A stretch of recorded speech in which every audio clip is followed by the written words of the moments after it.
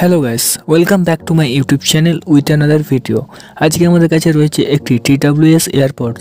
এই এয়ারপডসটি আমি কিনেছি ফ্লিপকার্ট থেকে, যেটার প্রাইস পড়েছে মাত্র 329 টাকা সামথিং এবং এর ডেলিভারি চার্জ 50 টাকার ছিল, সব মিলিয়ে 383 টাকার মতো। এই ধরনের এয়ারপডস খুব কম দামে দেখে অনেকেই কেনার জন্য সিদ্ধান্ত করে থাকে।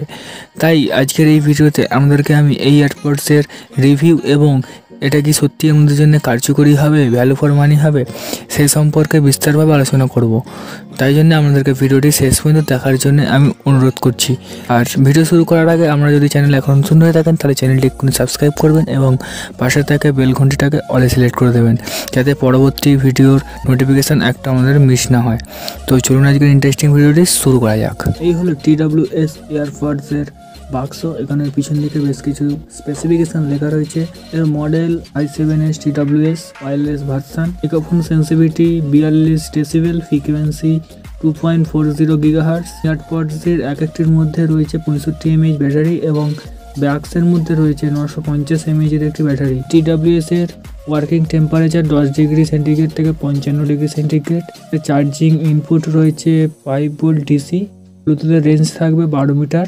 টাইম 5 থেকে 6 ঘন্টা এবং চার্জিং টাইম 1 থেকে 2 ঘন্টা ছিল বক্সের পিছনে স্পেসিফিকেশন। তো চলুন বক্স ওপেন করা যাক, ফটাফট বক্সটি ওপেন করা যাক।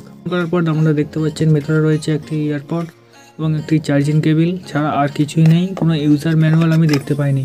চলুন এগুলোকে সব সাইড করি, এয়ারপডসের দিকে যাওয়া যাক। তো গাইস, প্রথমে আমরা কথা বলবো এই TWS এর বিল্ড কোয়ালিটি এবং ডিজাইন নিয়ে। ডিজাইন দেখতেই পাচ্ছেন অ্যাপেলের মতো পুরো সেম টু সেম কপি করা হয়েছে, তাই ডিজাইন নিয়ে কোনো কথা বলবো না। কিন্তু এর বিল্ড কোয়ালিটি পুরোটাই প্লাস্টিক, অতটা প্রিমিয়াম নয়। বিল্ড কোয়ালিটিতে আমি একটা জিনিস লক্ষ্য করলাম, এতে কোনো ধরনের স্ক্র্যাচ কিন্তু পড়ছে না।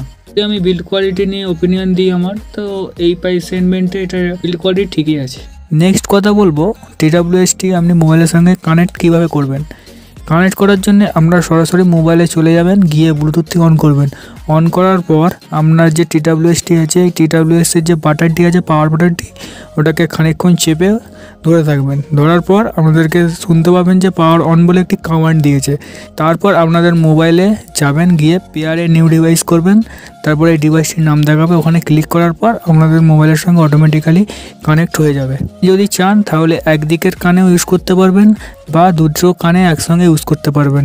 ধরুন আপনি একটি কানে ইউজ করছেন, করার পর আপনার ইচ্ছা হলো যে আরেকটি কানে ইউজ করব এয়ারপডস, তখন আপনি কি করবেন? তখন আপনি বাক্স থেকে বার করে পাওয়ার অনটি করবেন। পাওয়ার অন করার পর অটোমেটিক্যালি ওইটিও কানেক্ট হয়ে যাবে অন্য একটি এয়ারপডসের সঙ্গে।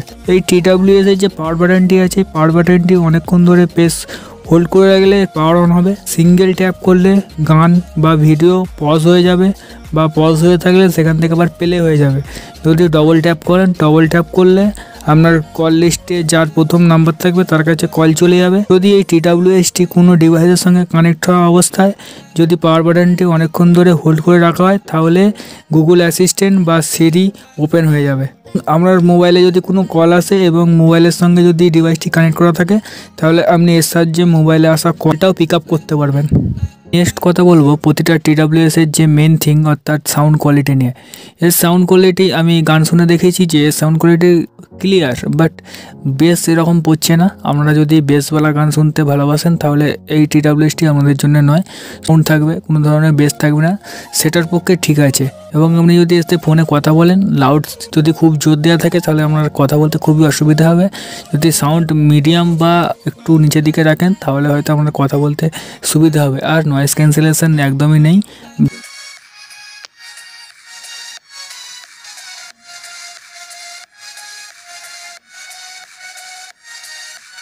এই ছিল এই TWS এয়ারপডসটির সাউন্ড কোয়ালিটি। সাউন্ড কোয়ালিটি কীরকম আপনারা অবশ্যই কমেন্টে লিখে আমাকে জানাবেন।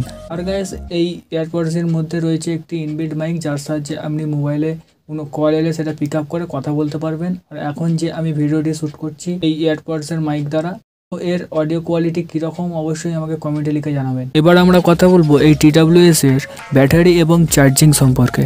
তো গাইস, এতে রয়েছে 65 mAh এর একটি ব্যাটারি এবং এর কেসে রয়েছে 950 mAh এর একটি ব্যাটারি।